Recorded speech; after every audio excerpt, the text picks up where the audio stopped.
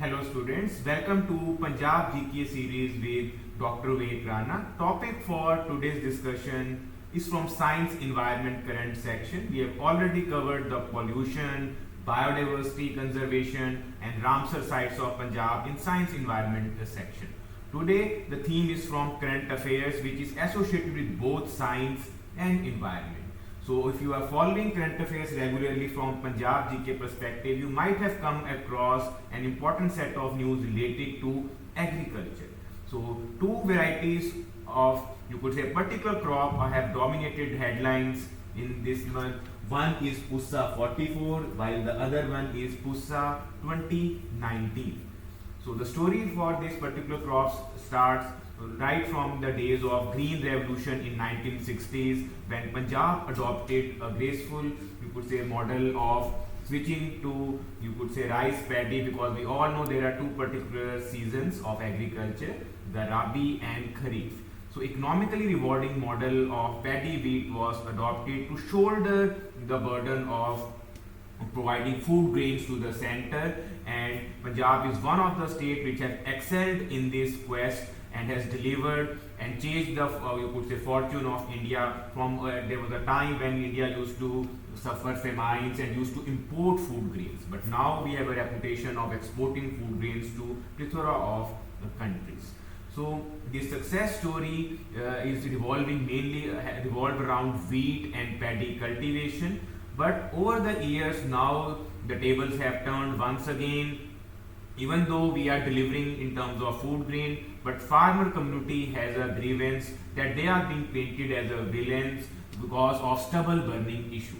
Yes, it's the month of winters, and during the festive season we see there is an incremental rise in the, you could say, the stubble burning fires, which contributes to the air pollution, and NCR region complains that they are being choked by farmers of Punjab and Haryana.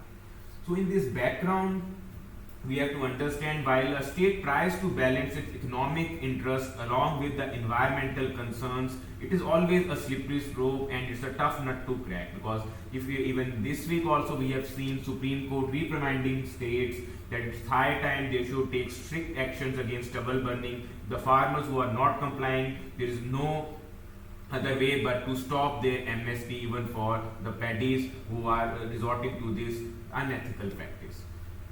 So after all this moral pressure and turbulent times, the picture has become clear that if there is a high time Punjab needs to diversify its crop cycle and shift to some other crops, because paddy, apart from being economically rewarding and this menace of stubble burning, there is another major associated problem that paddy, being a water intensive crop, greatly has contributed to declining groundwater in Punjab.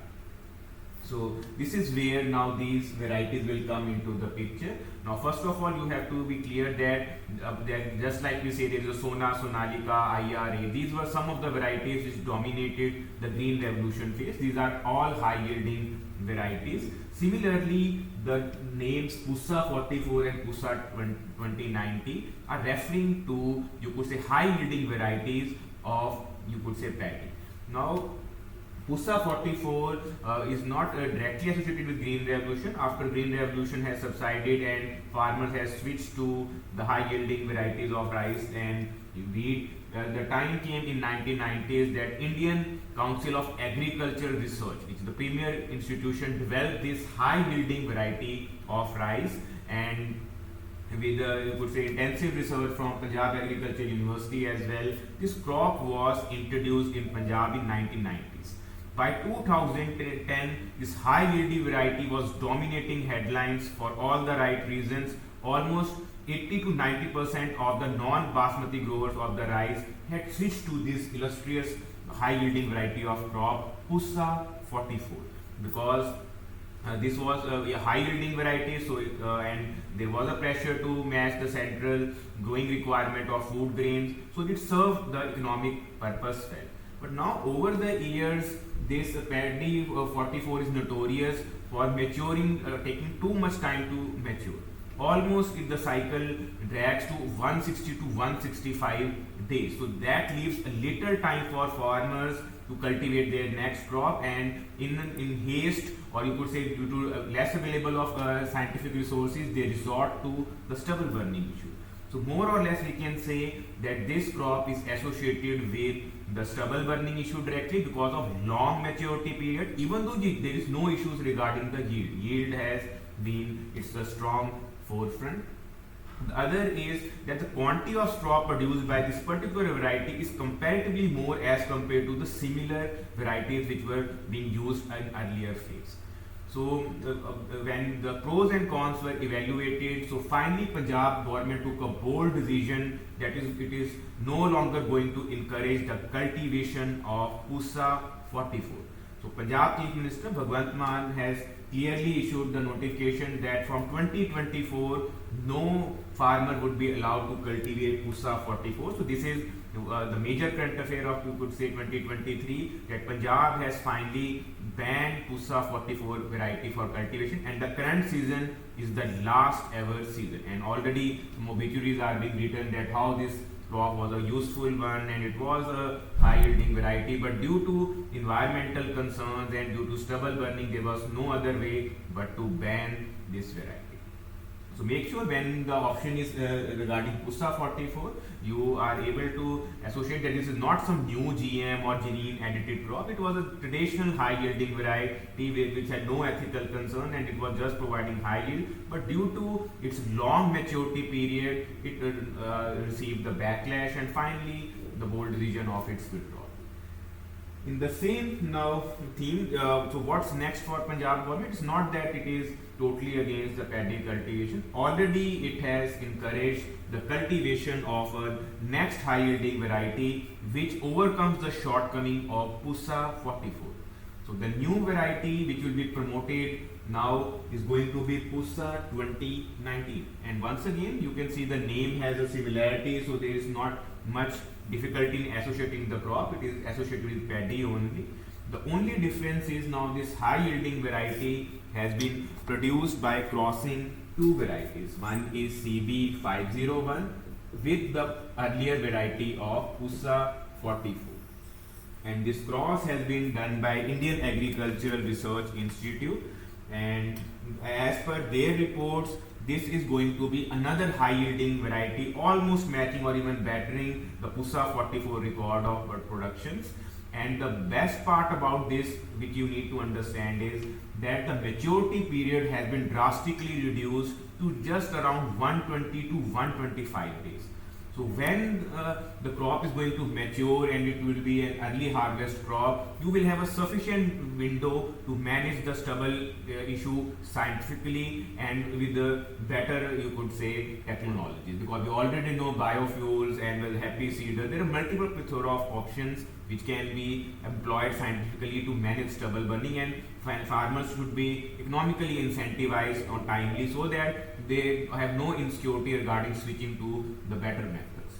So earlier we have seen that it was taking around 160 to 165 days, but now it will just take 120 to 125 days. Also they are associating that quantity of straw is going to be soft one, it will be easier to manage, and comparatively quantity is going to be also less. So we can say that PUSA-2090 once again could be another glorious chapter, and hopefully it would help in bridging the you could say aspersions of the, you could say, courts or governments and matching the farmers' interest as well. So already some other crops are being explored, but in this particular lecture we want to focus only on the PUSA variety 2090 and 44. So make sure from Punjab perspective, this is a commonly conventional theme which is asked in main section, that what is the stubble burning issue, what measures Punjab government in specific have taken. So there is no harm in quoting that Punjab government took a bold decision of banning a crop which was directly contributing to the stubble burning issue, and also it was a water guzzling crop, so it took us a bold decision, and now to compensate it, it has introduced a new high yielding variety by name of PUSA-90. And also make sure you have a quick revision regarding the air quality index, because these months of November, December are always dominated by this AQI. Already we have seen some cities of Punjab, like you could say Ludhiana, Patiala, Bathinda, being notorious for highly polluted states in air quality index, and sometimes they are rated in the worst bracket of the severe category. And just a quick revision of the air quality index, it is a CPCB initiative, Central Pollution Control Board initiative, which ranks cities on basis of, you could say there are 6 specific categories: good, satisfactory, moderately polluted, polluted, poor, very poor, severe. And apart from that, there is a color coding scheme which begins from green and ends in dark red.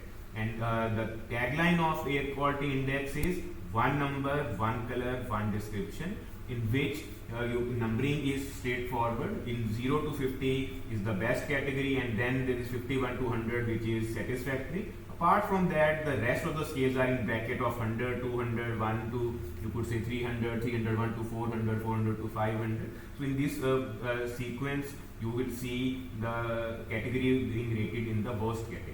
And currently there are 8 pollutants which are being measured, right from the main issue to stubble burning which generates PM 2.5, PM 10, NO2, SO2, there is ammonia, lead, carbon monoxide, and ozone in troposphere. So make sure you are clear about these basic facts and are updated regarding which cities are rated. Rarely in prelims they will ask which cities are polluted, but in mains perspective, when they are highlighting the problem of air pollution and trying to link it with agriculture issues, there you should have a little clarity about the regions most affected.